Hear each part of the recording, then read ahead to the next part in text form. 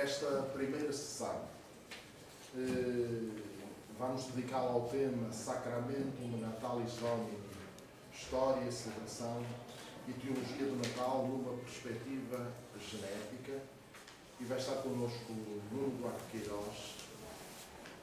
Nuno Duarte Queiroz terminou recentemente, em 2013, um mestrado integrado em Teologia cá na Universidade, precisamente com um trabalho sobre o tema que nos vai aqui apresentar. Para além disso, é presbítero padre da Diocese de Aveiro.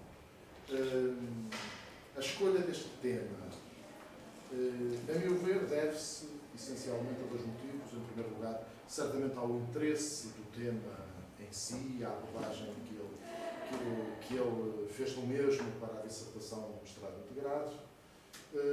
Também a oportunidade de, nesta procura de encontrarmos temáticas transversais ao arco da história, podermos encontrar também algumas da parte antiga que nem sempre é tão simples de encontrar. Neste caso, então, temos uma temática precisamente nesta área. Nós vamos fazer como temos feito também nas sessões dos anos anteriores. Vai haver uma apresentação de sensivelmente 1 hora e depois teremos a oportunidade de dialogar com ele sobre a temática. Obrigado. Muito obrigado. É um prazer estar convosco nesta tarde. Eu atreveria a 3 notas iniciais. Primeiro, o porquê deste título, Sacramentum Natalis Domini. É uma expressão que encontramos em homilias, sobretudo numa homilia 27 de São Leão Magno, um padre da Igreja que foi Papa no século V. E ele chama o Natal de Sacramento pela dimensão de tornar presente o evento da encarnação, mas também lhe dá outras expressões como Sacramento Nativitatis Christi. Esta talvez seja a expressão até mais conhecida dele, para veicular, de certa forma, este caráter sacramental da celebração do nascimento de Cristo, na Igreja, não é? Na fé cristã. Uma segunda nota diz respeito ao facto de nós começarmos o nosso estudo numa perspectiva genética, portanto, das origens da celebração do Natal, mas não iremos ao nascimento de Cristo propriamente dito, não é? Ao século I, mas quando a Igreja começou a celebrar o Natal, o evento do nascimento de Cristo, a partir do século IV, como veremos, mais ou menos, por volta do século IV. Uma outra perspectiva que é importante termos ao iniciar este caminho sobre as origens do Natal é pelo facto de o Natal estar intimamente ligado à festa da Epifania. Portanto, o Natal e a Epifania.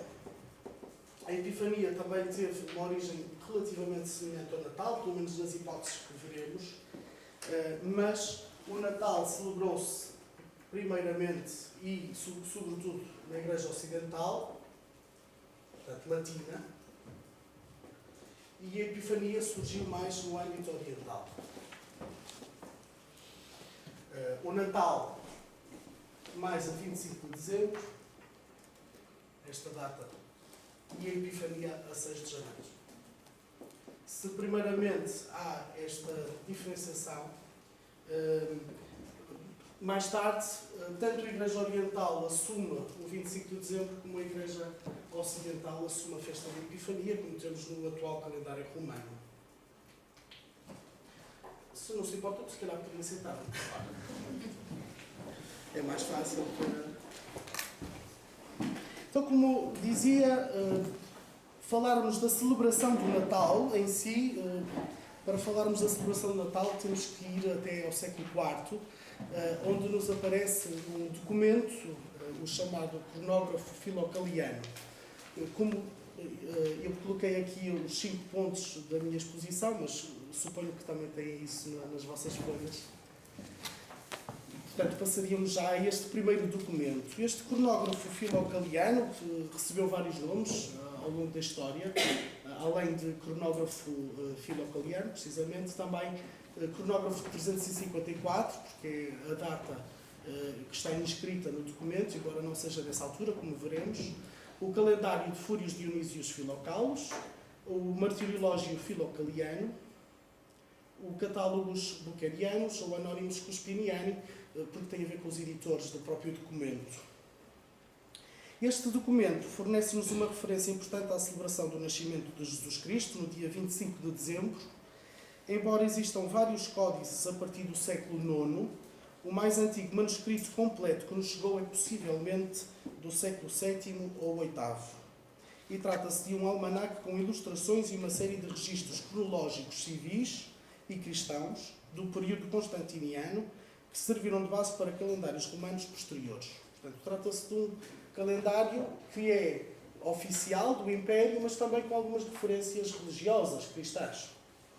A sua autenticidade é amplamente acreditada, sendo considerada por uma grande parte dos especialistas como a fonte mais antiga relativa à celebração do 25 de dezembro. Eu passo então, temos aqui algumas ilustrações de uma das edições do Corpus Inscriptionum Latinarum, que é uma das edições mais conhecidas deste documento. Portanto, além das várias tabelas cronológicas, aparecem também estas ilustrações. Do lado direito vemos a ilustração do imperador, do lado esquerdo a dedicatória. Depois da dedicatória da obra por parte do autor, Fúrios Dionísios Filocalos Titulavit, por acaso não está nesta imagem, feito um certo de Valentinos, portanto um senhor por altura do século IV, através de um monograma com a inscrição Valentine Florias Indeo. Aqui vemos, não é? Na imagem da esquerda. O cronógrafo nos apresenta, entre outros materiais, gravuras das cidades capitais do Império, Roma, Constantinopla, Alexandria e Trier, dedicatória e lista dos natales Césarum, portanto, datas de nascimento dos imperadores romanos até Constantino II, imagens dos planetas então conhecidos e 12 signos zodiacais, com inscrição das suas funções e dados cosmológicos, um calendário com textos e ilustrações para os 12 meses do ano, com festas civis, retratos dos cônsules também, uma lista cronológica dos cônsules de Roma entre 508 a.C. e 354, a data presumida inicialmente do cronógrafo, que nós chamamos de fasti consulares, uma tabela com as datas da Páscoa, com algumas imprecisões, de 312 a 411, uma outra lista com os prefeitos da cidade de Roma, de 254 a 354, um calendário ordenado mensalmente com as datas da morte e locais de sepultura dos bispos romanos, entre 255 e 352, a chamada Depositio Episcoporum, bem como a Depositio Martyrum, o calendário dos mártires venerados em Roma, que fornece igualmente a data da sua morte e o local de sepultamento desses mesmos mártires. O calendário filocaliano termina com a descrição das regiões da cidade de Roma, o Liber Generationis, uma crónica desde a criação do mundo até 334, e portanto esta data, 334, e uma outra crónica da cidade de Roma, chamada Crónica Urbis Romae, da fundação à morte de Licínio, em 324. As referências explícitas à data do nascimento de Cristo encontram-se nos Fasti Consulares e na Depositio Martyrum. Na primeira secção pode ler-se, na edição citada, esta mesma inscrição, que naquele consulado de César e Paulo, o Senhor Jesus Cristo nasceu no 8º dia das calendas de janeiro, portanto no dia de Vênus, sexta-feira, na lua 15ª. Ou seja, o Senhor Jesus Cristo nasceu no consulado de César e Paulo, como vemos, no 8º dia antes das calendas de janeiro, ou seja, 25 de dezembro. A resenha de mártires venerados em Roma, chamada Depositio Martyrum, também tem uma indicação sobre o nascimento de Cristo, que se encontra aí. Portanto, que Jesus Cristo nasceu em Belém da Judeia também no mesmo dia. Algumas considerações são oportunas a este documento. Não deixa de ser curioso o facto de, numa lista cronológica de caráter civil, com o elenco de cônsules romanos, dos imperadores, datas importantes para os imperadores, vigorar já esta inscrição da data do nascimento de Jesus Cristo. O que nos faz pressupor uma indicação adicionada posteriormente até ao próprio documento. Sabemos que a Igreja começou a ser tolerada, sobretudo a partir do Edito de Milão. Tal como outras informações de caráter religioso que vigoram nos Fasti Consulares, como, por exemplo, a referência à paixão de Jesus numa sexta-feira, tendo como na lua 14ª. Portanto, faz lembrar o 14 de Nisan, do calendário judaico. Embora a Depositio Episcoporum não faça qualquer menção à celebração do Natal, é relevante esta lista dos mártires. Porquê? Porque, por um lado, percebemos que esse calendário inicia nos finais de dezembro. Portanto, 27 de dezembro vemos já a inscrição deste Dionísios, não é? Deste mártir. Mas, sobretudo, para chegarmos à conclusão de que, com grande probabilidade, nem todo o material do cronógrafo é datado de 354, mas é anterior. Porquê? Porque, a dado momento, analisando a lista dos bispos, vemos que há ali inscrições que foram colocadas, muito possivelmente, fora da lógica habitual, da lógica cronológica pelos meses, não é?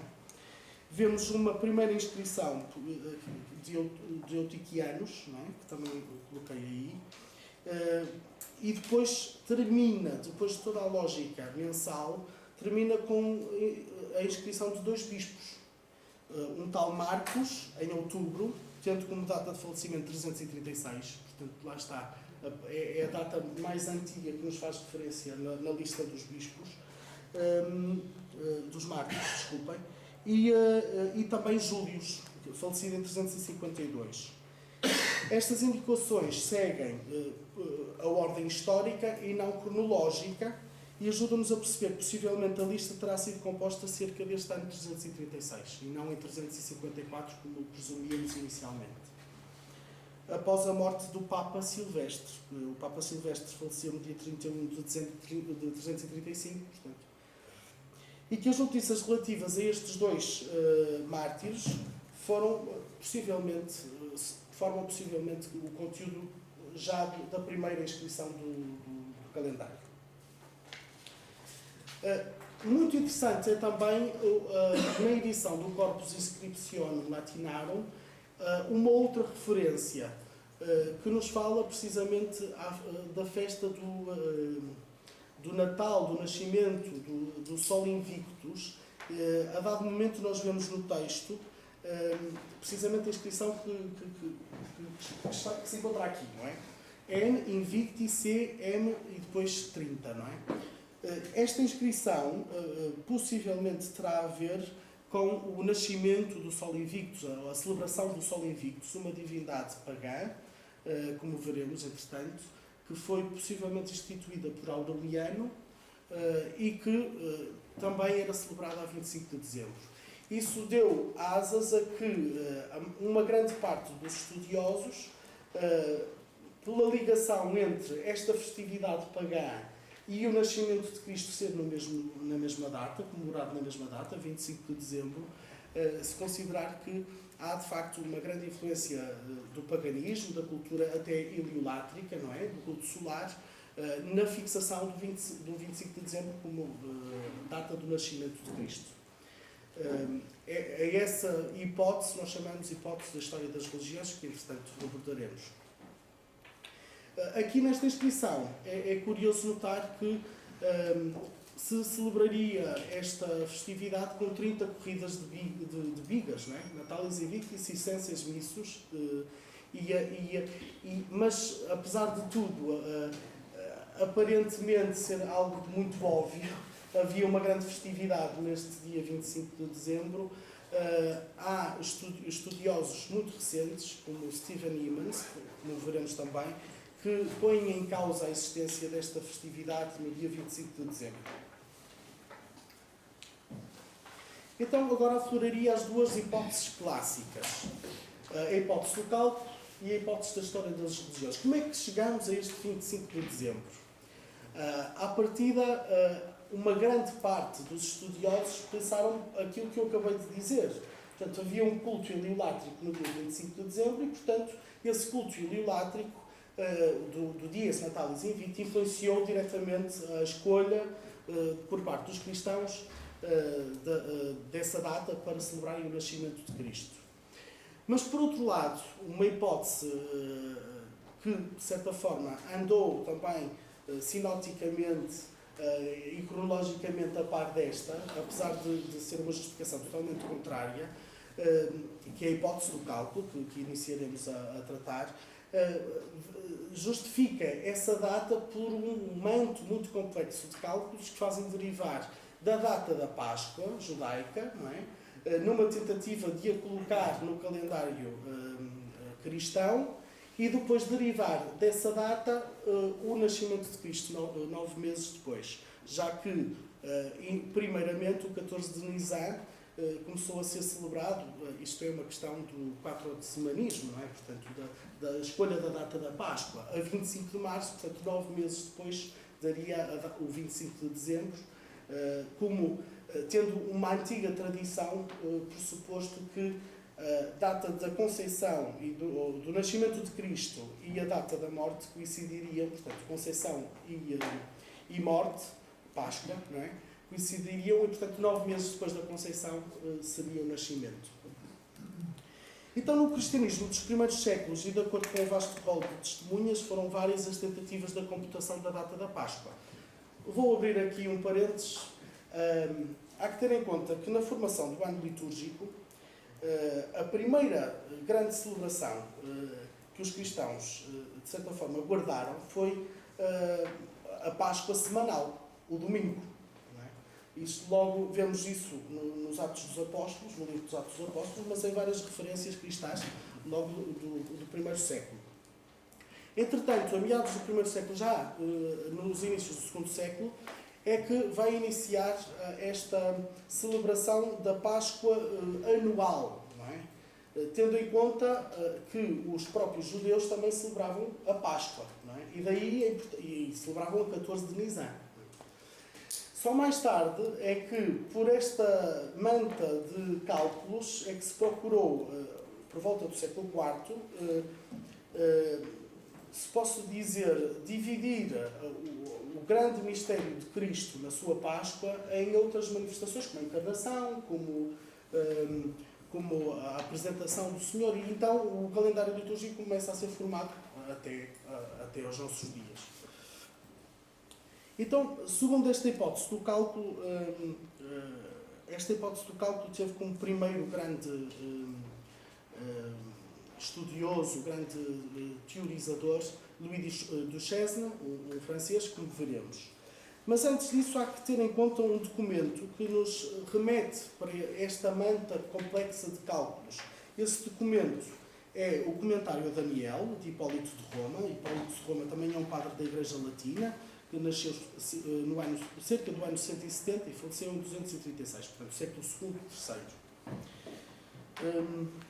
A dado momento, no comentário a Daniel, nós vemos uma referência de que Jesus Cristo teria nascido numa quarta-feira, 25 de dezembro, no 42º ano de Augusto, 5.500 anos depois da criação de Adão.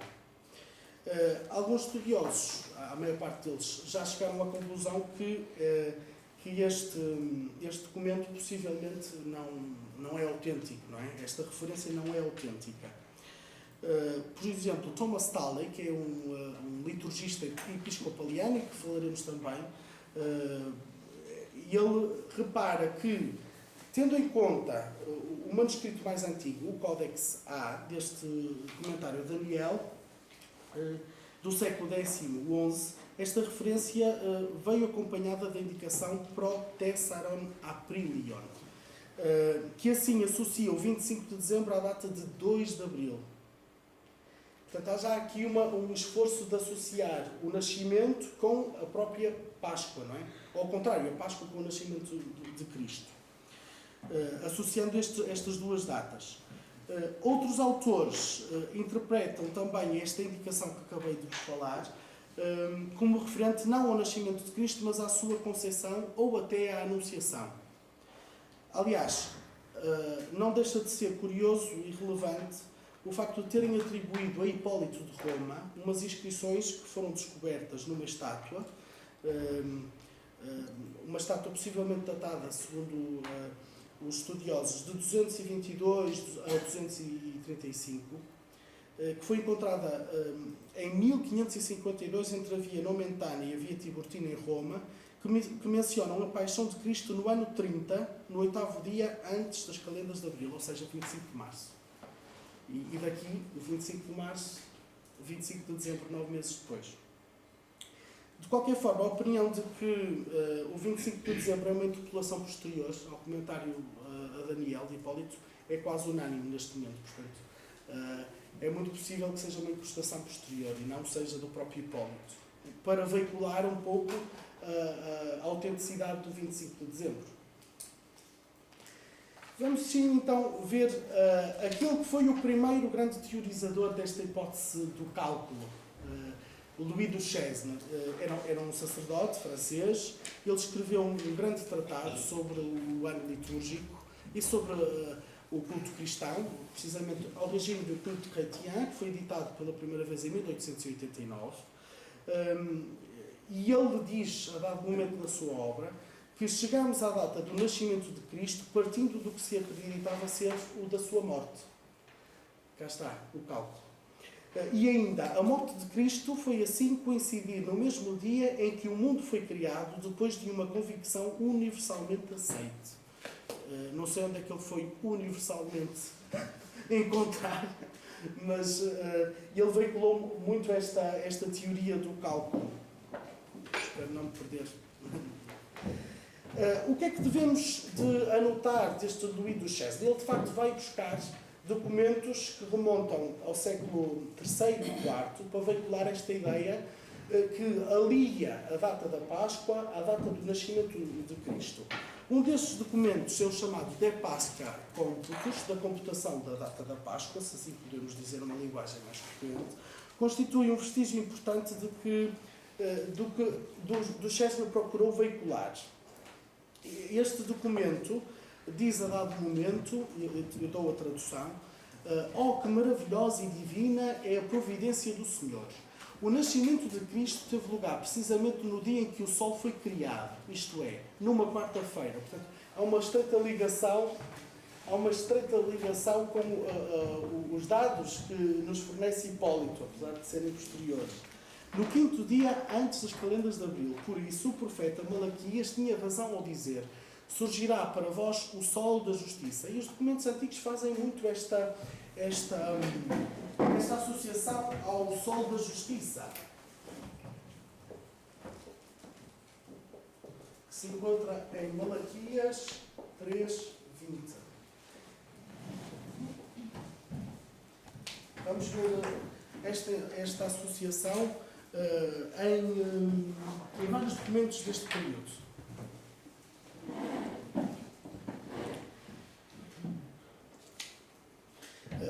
Na base das convicções de Louis Duchesne, ele acreditava que, ora, se Deus agiu na história humana de forma perfeita, como ele diz a dado momento, através de sistemas numéricos, ele teria que nascer também e devia de marcar a história com sistemas numéricos perfeitos, não é? E também simbolicamente coordenados.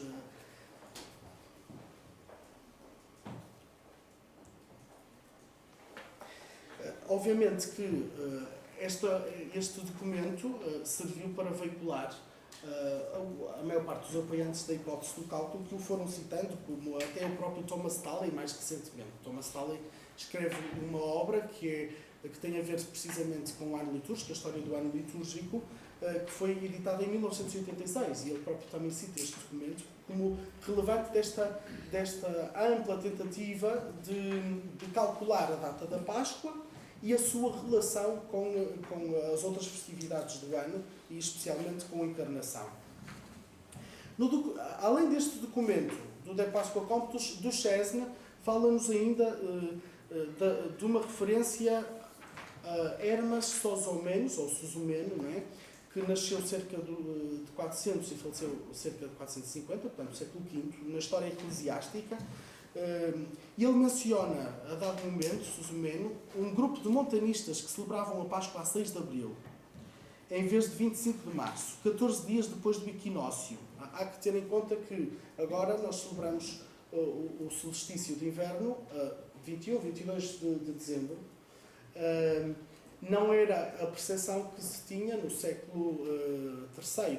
Só a partir do século III, com o Concílio de Niceia, é que se mudou esta lógica dos solstícios e dos equinócios, porque até essa altura o solstício era celebrado a 25 de dezembro, precisamente. E a dado momento, Suzumeno fala-nos que da ligação entre o 6 de Abril e o 6 de Janeiro. Do mesmo modo, tal como de 6 de Abril a 6 de Janeiro vão 9 meses, assim também de 25 de Março a 25 de Dezembro vão 9 meses, o período de gestação, se assim podemos dizer. Não sei se estou a ser claro. Ótimo. Há um outro documento de Melitão de Sardes, o Peripasca, uma homilia pascal, que fixa a Páscoa na mesma data, a 6 de Abril. Muito possivelmente estes dois documentos veicularam a mesma tentativa de calculação, não tanto do 25 de dezembro, mas da data da Epifania. Ambas as festividades celebram o nascimento de Cristo, não é? Uma no Ocidente e outra no Oriente. Não quer dizer que Duchesne tenha rejeitado à partida que a influência do culto pagão não tivesse a ver com a celebração do 25 de dezembro. No entanto, ele não dá muito relevo. A dado momento ele diz isto. Em suma, é possível que isso tenha acontecido para fixar o nascimento de Cristo a partir da data presumível da sua paixão. E entre as soluções propostas é aquela que parece preferível, mas eu não quereria dizer que no que toca ao 25 de dezembro, a coincidência do Sol Novus, portanto, do Sol Invicto, que não tem exercido alguma influência direta ou indireta sobre as decisões eclesiásticas que necessariamente intervieram nesse caso. Portanto, ele deixa um bocado em aberto também para o facto de o culto pagão ter influenciado a escolha do 25 de dezembro. No entanto, ele foi o primeiro grande defensor desta hipótese do cálculo. Entretanto, a hipótese do cálculo cai um bocadinho em descrédito nas primeiras décadas do século XX, até que se começou a dar relevo para um documento chamado Tratado de Solstiticis et Equinoctis, que tinha sido tratado em 1922, 4 anos depois da morte de Duchesne, por um beneditino inglês, André Wilmart, que o publica pensando que ser erradamente um texto de São João Crisóstomo. E neste tratado, que é muito interessante, o que é de relevante é que ele estabelece nos solstícios e equinócios, se assim posso dizer, uma relação entre Jesus, a data do nascimento, a data da morte e a data do nascimento, e João Batista. Isso também é a mesma coisa, nascimento e morte. E coloca precisamente estas datas nos solstícios e nos equinócios.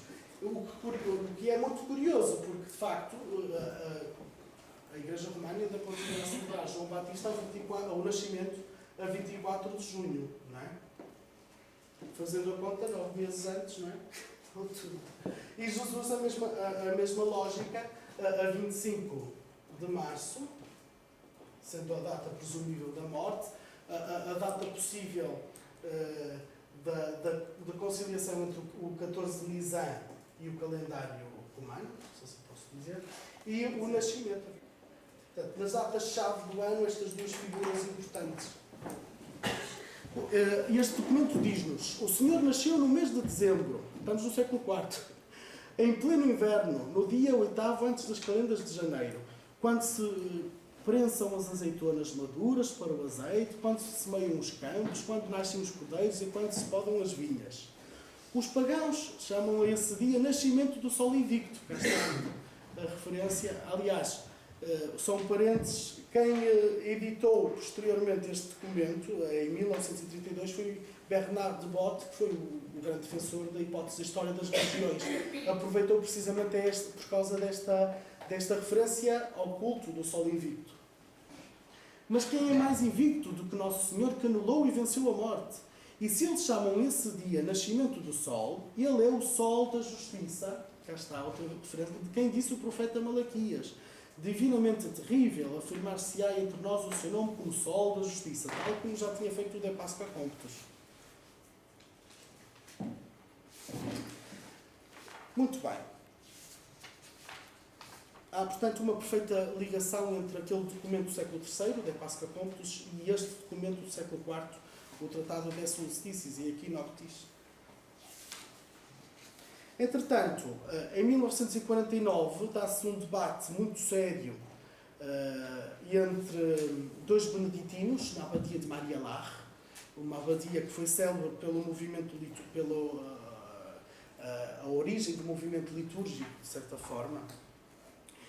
E este debate dá-se num congresso ocorrido em 1949, de 26 a 28 de junho, entre dois beneditinos que têm o mesmo nome próprio, hierónimos. Sabemos que os religiosos, até o Vaticano II, depois da entrada do noviciado, recebiam um nome que não o do batismo. Não é? Enquanto que Hieronymus Frank entende melhor a data do nascimento de Cristo, a celebração do nascimento de Cristo, recorrendo à hipótese da história das religiões, Engberding parece que, quando nada o fazia esperar, dá um novo impulso à hipótese do cálculo. Portanto, a hipótese do cálculo quase que chega a entrar em descrédito quando estamos a chegar a meados do século XX, mas ele dá um novo impulso. Ele retoma documentos que já do Chesney tinha utilizado, de Páscoa Comptos, retoma também alguns textos de São João Crisóstomo, de Santo Agostinho, mas no fundo ele não consegue dar serviu para chamar a atenção para a hipótese do cálculo, quando ela já não era propriamente tema de debate, se assim posso dizer, mas mesmo assim não forneceu grandes evoluções nesta teoria. Isso aconteceu mais recentemente com Thomas Tully, como já vos tinha falado. Ele editou em 1986 The Origins of the Liturgical Year, e nesse retoma também Susomeno, retoma de Páscoa Complutus, vai buscar algumas referências a Tertuliano, mas ele tem como chavão, digamos, ele recorre a um sermão do 202, de Santo Agostinho, que até então não tinha sido alvo de grande atenção por parte dos estudiosos, e no qual, nesse mesmo documento, ele faz referência de que os donatistas, o grupo herético muito forte no norte da África, não celebravam a festa da Epifania na mesma data que a Igreja. O que ele conclui que, muito possivelmente, eles celebrariam originalmente a festa do Natal a 25 de dezembro, não como os orientais. Tal e conclui que a festa em questão celebra a adoração dos magos e constata que Agostinho não faz a mesma observação à celebração do Natal, nem neste sermão nem noutro, o que leva a pressupor, ao contrário de Bott, que este grupo separado celebraria já o Natal e que na África do Norte, tal como em Roma, essa festa foi estabelecida antes da celebração da Epifania, sendo nesse caso anterior ao cisma donatista de 311. O que poderá suportar a tese de que, ao contrário do que a maioria dos estudiosos defende, o Natal não terá uma origem romana, mas possivelmente ter-se-á estabelecido a priori no norte da África. Nós sabemos que a maior parte dos estudiosos localizam o início da celebração do Natal em Roma, ao contrário de Tully. De qualquer forma, é sabido que as duas regiões onde surgiu a celebração natalícia pelos cristãos foram, de facto, Roma e Norte da África. Pronto, ele chama a este argumento de Agostinho não referir a data do nascimento de Cristo explicitamente celebrado pelos donatistas, argumentum ex silentium. Portanto, ele pressupõe, o que levou a muitos estudiosos da outra facção a criticarem amplamente, como é óbvio. Basicamente, o próprio, posso dizer que foi discípulo dele, Martin Connell, é professor associado de liturgia, ainda é, na St. John's University, em Collegeville. É uma universidade beneditina. Acha perturbadoras as afirmações do Talley.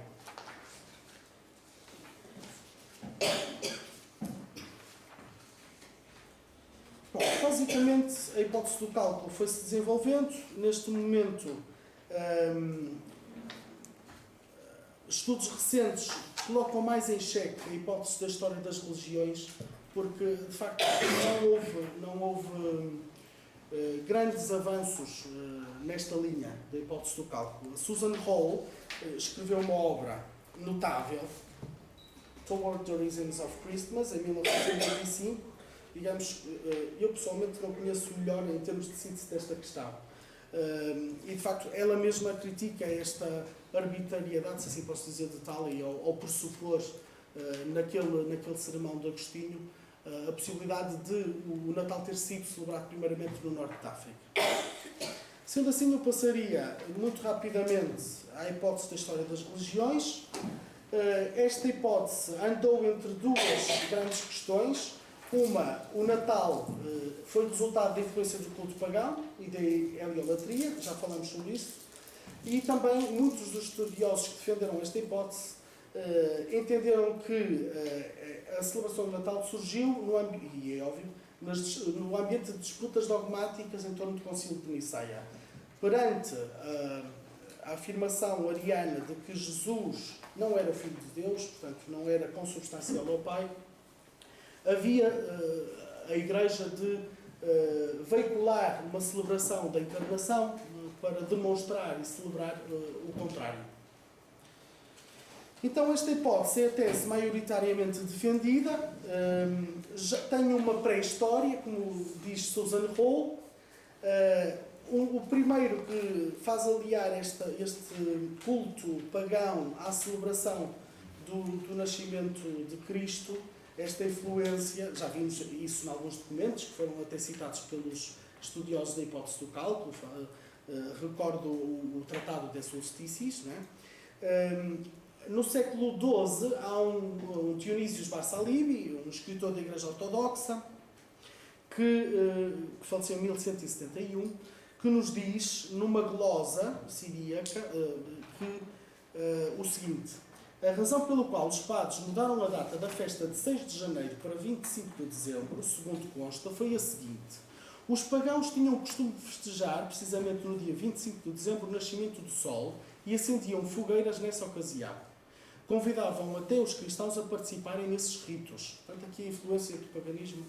Então, os mestres da Igreja, dando conta de que também os cristãos se deixavam seduzir, está ali um erro, e participavam na festa, decidiram celebrar no mesmo dia a festa do verdadeiro nascimento e continuaram a celebrar a festa da Epifania a 6 de janeiro.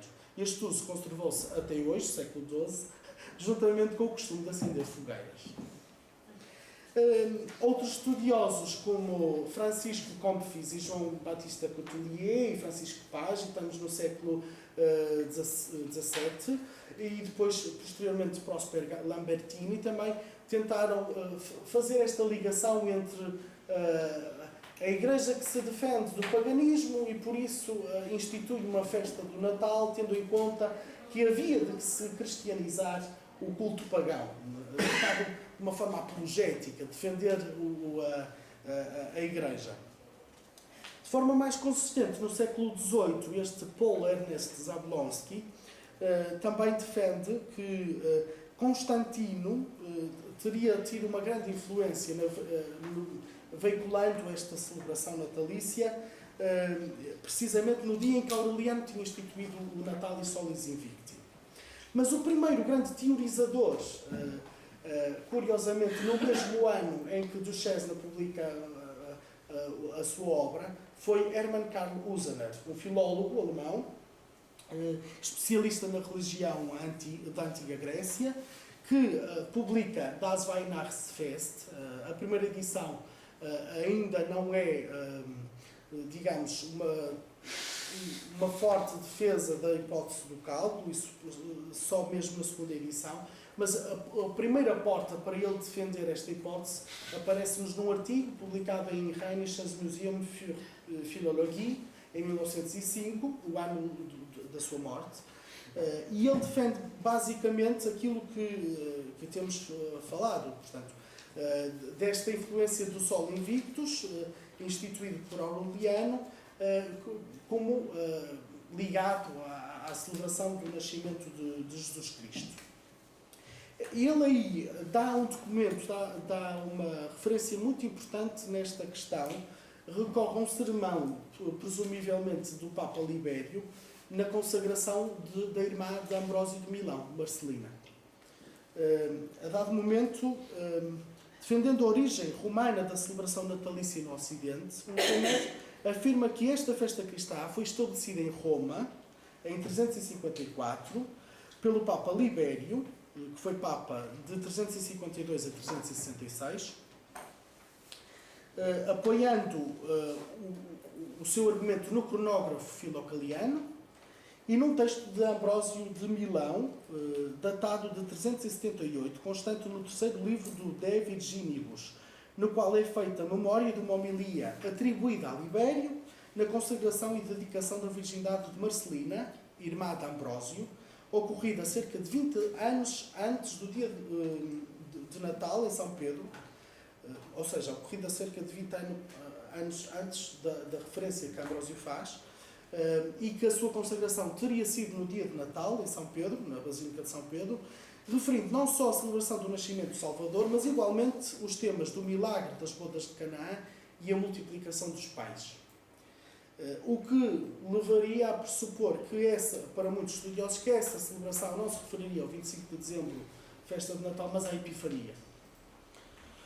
No tocante ao culto solar imperial, Usener defende que pela ação do imperador Elagabalus, portanto o Heliogábalo ou Elagabalus, um imperador de origem síria, que foi assassinado em 22, que se importou e estabeleceu proeminentemente o culto do Sol Invictus de Emesa, promovendo amplamente o seu culto nas cerimónias e festas imperiais. Portanto, isto digamos que é os antecedentes da própria instituição de Aureliano do Dies Solis Invicti. Portanto, já havia um culto solar muito marcado em Roma, esse culto solar já pensa-se inicialmente que foi por influência síria, pensa-se inicialmente também que foi por influência mitraica, portanto, o próprio Mitra era celebrado a 25 de dezembro, se bem que alguns estudiosos acreditam que, mais fortemente, a influência da celebração de Natal a 25 de dezembro tivesse a ver muito mais concretamente com Aureliano. Portanto, ele, depois da vitória sobre Palmira, institui como padroeiro principal do Império e do Imperador, a 274, portanto, um ano antes da sua morte, esta divindade e que torna padroeiro, digamos, dele próprio e do Império Romano. Foi importante, os argumentos de Usener foram muito importantes como teorização, não é? E depois foram retomados por Bernard Bot, um anjo beneditino belga, foi o primeiro diretor do Instituto Litúrgico de Paris, é um grande liturgista também no âmbito do movimento litúrgico, e que, se pensarmos bem, eu suponho que na outra edição do seminário tiveram algo sobre o movimento litúrgico, não é? Portanto, já não será de todo estranho este nome. Bernard Bot publica em 1932 Les origines de la Noël et de la Épiphanie. Neste documento, ele veicula fortemente a ideia de que o culto ao Sol Invictus foi preponderante para que o cristianismo adotasse aquela data, um bocado por influência também do Imperador Constantino, num esforço de unificação e cristianização do Império. Ele analisa o discurso também a Marcelina, portanto o discurso de Libério, e chega à conclusão de que a menção às bodas de Canaã não poderá suportar a hipótese de que a homilia tivesse sido pronunciada a 6 de janeiro. Portanto, não se referiria à Epifania, como dizia os Andas, representando um período de transição entre a Epifania antiga e o desdobramento da festa. Ele diz que esta hipótese não é não só gratuita, mas muito pouco provável. Reforçando a impossibilidade da pré-existência da Epifania em Roma, aquilo que inicialmente o Zaneiro se interrogou, não é? Não defendeu, mas interrogou, chega a admitir a hipótese de que o discurso de Libério, ao menos na sua forma atual, é da autoria de Santo Ambrósio, portanto, do próprio irmão de Marcelino. E representa não a tradição romana, mas a tradição milanesa. Ambrósio é bispo de Milão, e em Milão, ao contrário do que aconteceu em Roma, a primeira festa a ser celebrada não foi o Natal, mas a Epifania. E a Epifania celebrava os chamados Tria Miracula, não é? O nascimento, não é? O batismo no Jordão, as bodas de Canaã. E a multiplicação dos pães, aliás. Quanto às bodas de Canaã, na perspectiva do monge belga, é muito fácil aliar, digamos, o desponsamento, não é, de Marcelina como virgem, não é, o seu casamento espiritual com o Senhor, não é, e faz a referência às bodas de Canaã de forma totalmente natural. Não é? Acho que me estou a fazer entender. A ideia do Cristo Responso, diz ele, é também retratada naturalmente pelo tema da festa, sem passar pelo milagre de Canaã, passando pelo milagre de Canaã. Portanto, seria uma justificação para que aquela celebração fosse até natalícia.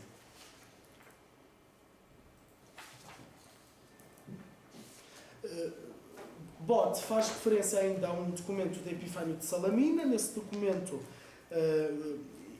Epifânio coloca no 25 de dezembro várias festividades ligadas à luz e ao sol. Ele diz, quando a luz começa a aumentar, e os gregos celebravam uma festa que os romanos chamam Saturnália, os egípcios Crónia e os alexandrinos Kikelia. Agora sabemos que o Saturnália eram celebrados em Roma de 17 a 23 de dezembro. Não é?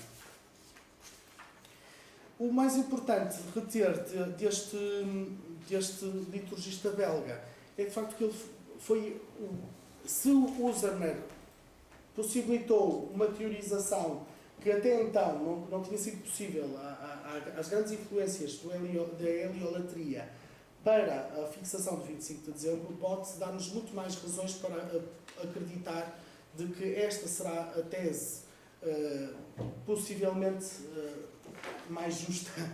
E com base em Usener, muitos outros estudiosos defenderam esta tese. É a tese maioritariamente defendida. Não quer dizer que, mais propriamente, agora, recentemente, recordam-se o Hieronymus Frank, do debate de Maria Lache, mas agora tentamos fazer uma síntese. Não podemos excluir de todo que os cálculos não tivessem influenciado a fixação da data de 25 de dezembro. Mas, muito mais provavelmente, esta relação entre o culto solar, por um lado, a fixação do Aureliano do Dies Solis Invicti, não é? É natural que, para os cristãos, a grande luz e o grande sol da justiça, Malaquias, o grande sol invicto seja Jesus Cristo, portanto, e fixar essa data no dia, na altura em que a luz tem muito mais valor. Se repararmos, o solstício de inverno é a altura em que o sol está mais afastado da Terra, não é? E, portanto, a luz tem muito mais impacto, tem muito mais valor. Pronto, e basicamente a hipótese foi-se reproduzindo, dando um grande cunho às afirmações de Bode, aos documentos que, de certa forma, veiculam esta hipótese, e a dado momento começamos a perceber também, a tese começou a desdobrar-se também naquela questão apologética.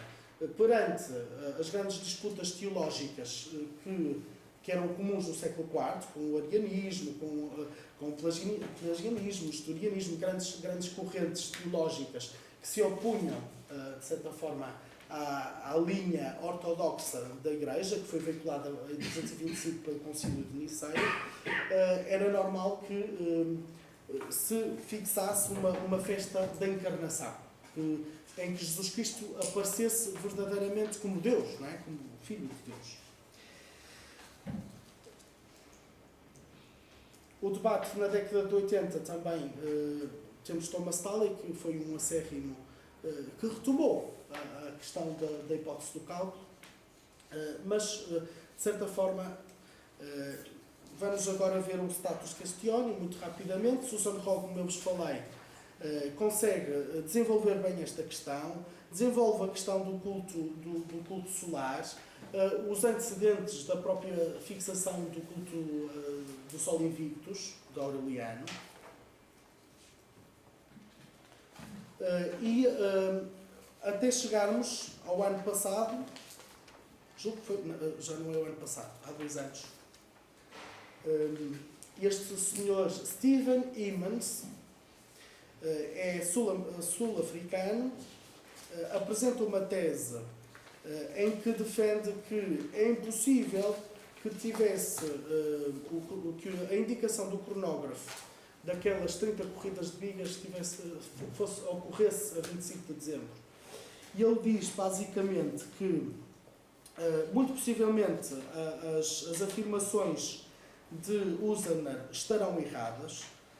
Numa reavaliação recente e crítica da hipótese da história das religiões, Emmons usa evidências arqueológicas e numismáticas, bem como diversos escritos do segundo ou quarto séculos, mostrando os anacronismos e as perspectivas erradas da heliolatria romana, resultantes de uma construção moderna remontante ao século XIX.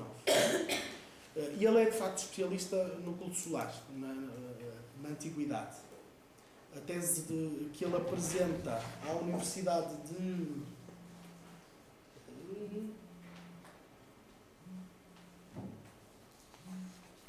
uma universidade holandesa. Ele, neste momento, é professor na Universidade de Alberta, nos Estados Unidos. E ele defende na sua tese, precisamente, que era impossível atestar que haveria uma celebração, uma festa pagã que de certa forma veiculasse o culto solar a 25 de dezembro. E muito provavelmente não há referência em Roma nessa data a uma festa que tivesse 30 corridas de bigas. Ele dá outras referências, possivelmente haverá outras datas onde isso seria possível, como 8, 9, 28 de agosto e outras datas, mas nunca a 25 de dezembro. Emmons considera que o simbolismo solar que baseou a escolha de 25 de dezembro por parte da Igreja para celebrar no solstício de inverno a festa da Natividade de Cristo deve ser completamente alheio e separado do culto solar. E, portanto, estamos aqui, ele publica a sua tese em 2011. Portanto, estamos juntamente com o Notaft, que é um grande estudioso das várias datas da computação da Páscoa e que, de certa forma, retoma um bocadinho a hipótese do cálculo. Chegamos a um momento em que, bem, a maioria inclina-se para a hipótese da história das religiões. No entanto, ainda continua a ser posta em questão e não podemos encontrar aqui segurança a dizer é só esta ou só aquela. Matthias Auger é um liturgista italiano, foi professor no Pontifício Instituto Litúrgico, representa-se, posso dizer, a defesa da conciliação entre as duas teorias em 2011 ele publica, editado pela Livraria Editrice Vaticana, portanto quase que um livro oficial, publica este livro sobre o ano litúrgico e ele tenta conciliar um pouco as duas teorias. Porque já estou na hora, só faço uma pequena ascensão, uma pequena incursão sobre a celebração e a teologia. O Natal surge em Roma, como vimos, a maior parte dos estudiosos fala-nos disso. As primeiras celebrações natalícias são papais, curiosamente são papais. Há referência às primeiras missas do Natal. Sabem que o Natal é celebrado na Igreja Romana, atualmente, com 3 missas, e mais uma que é a Missa da Vigília. Há uma Missa da Vigília, que será na tarde do dia 24, uma Missa da Aurora, uma Missa da Noite, a Vigília, que é à meia-noite, por volta da meia-noite. Há uma Missa da Aurora e uma Missa do dia, não é? E já no século IV há essa referência. O que é que acontecia? O Papa celebrava estacionalmente estas missas. Começava com a missa in nocte, na noite, não é? Que era celebrada na Basílica de Santa Maria Maior, a Basílica chamada Liberiana, que foi construída no tempo do Papa Sisto III, mas chama-se Liberiana porque ela possivelmente terá sido fundada antes, no tempo de Libério, do Papa Libério.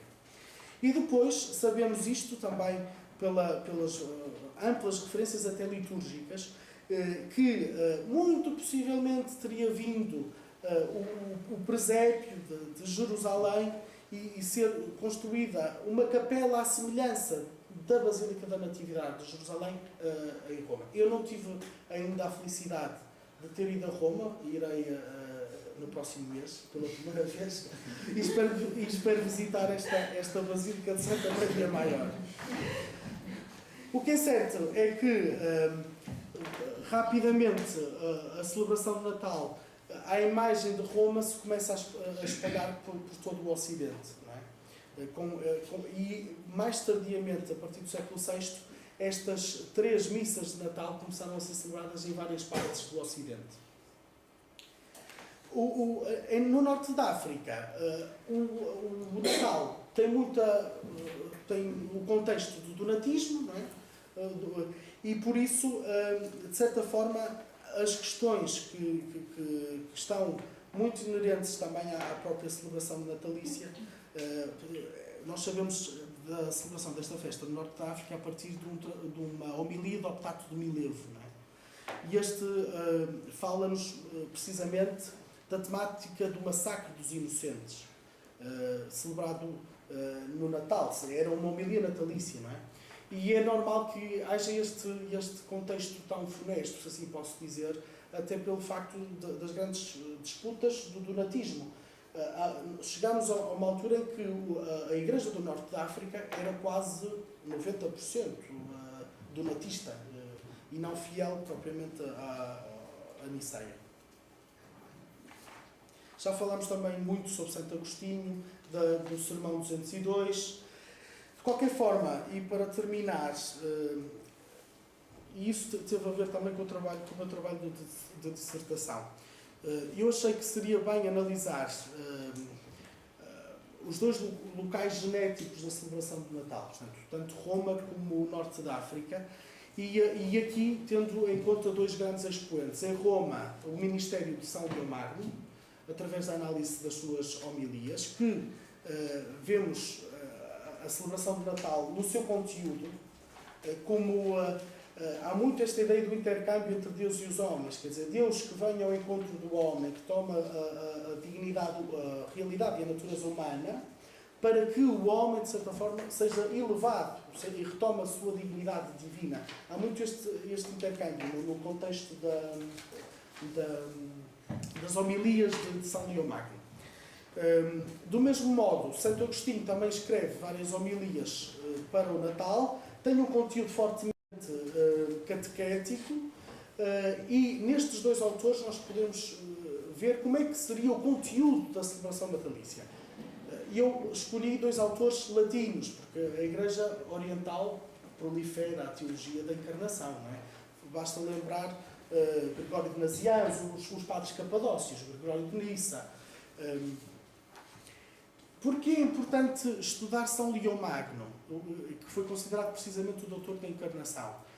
Porque as suas homilias possibilitaram que tal é a densidade do seu conteúdo, e houve aqui, de facto, uma grande questão, que era se o Natal, teológica, se o Natal era celebrado sacramentalmente, portanto, de certa forma é um desdobramento do próprio mistério total de Cristo, do mistério pascal, ou se era uma simples comemoração aniversária, não é? Inicialmente pensou-se que Agostinho defendia que o Natal era só uma comemoração. São Leão Magno, pelo contrário, defende a sacramentalidade do mistério da encarnação. Chegámos à conclusão, e eu cheguei a essa conclusão através de alguns estudos também, de alguns agostinianos, de que não é bem assim, que Santo Agostinho também vê uma dimensão sacramental participante de todo o mistério pascal. Mas isso é uma questão teológica, portanto, que levaria também algum tempo a explorar. Uma última nota. São Leão Magno foi um dos que mais contribuiu para o que nós chamamos o sacramentário veronense. Os sacramentários surgiram cerca do século VII. O sacramentário veronense é o primeiro sacramentário propriamente dito, e que compila, de certa forma, as grandes fórmulas ecológicas, ou seja, as orações que eram feitas na missa pelos cristãos. E este sacramentário veronense, uma compilação do século VII, chama-se veronense porque o códice mais antigo está na Biblioteca de Verona, Municipal de Verona. Sabe-se hoje que tem formulários e textos da autoria de Leão Magno, de Virgílio e de Sisto. Isto ajuda-nos a perceber que, muito possivelmente, a própria Igreja foi beber radicalmente à teologia de São Leão Magno. E neste momento, tal como celebra a Igreja Católica o Natal, os formulários, as orações da missa de Natal, sobretudo a missa do dia, nota-se claramente que são decalcadas nas homilias de São Leão Magno. Há formulários que são mesmo que demonstram o tal intercâmbio que eles falavam. E, portanto, é muito interessante notar que o Natal, que surge por volta do século IV, e é testado por volta do século IV, tem esta ligação também ao Natal, que continua a ser celebrado na liturgia cristã ainda hoje. Desculpem eu ter demorado um bocadinho mais. Muito bem, eu agradeço a intervenção, nos ser apresentado a origem da festa do Natal, particularmente vendo estas duas linhas que, de alguma maneira, se foram estabelecendo ao longo da história e não muitas vezes se tenham aproximado, digamos assim. Passávamos agora, então, ao diálogo com os presentes, por isso podemos deixar as nossas perguntas, as nossas observações.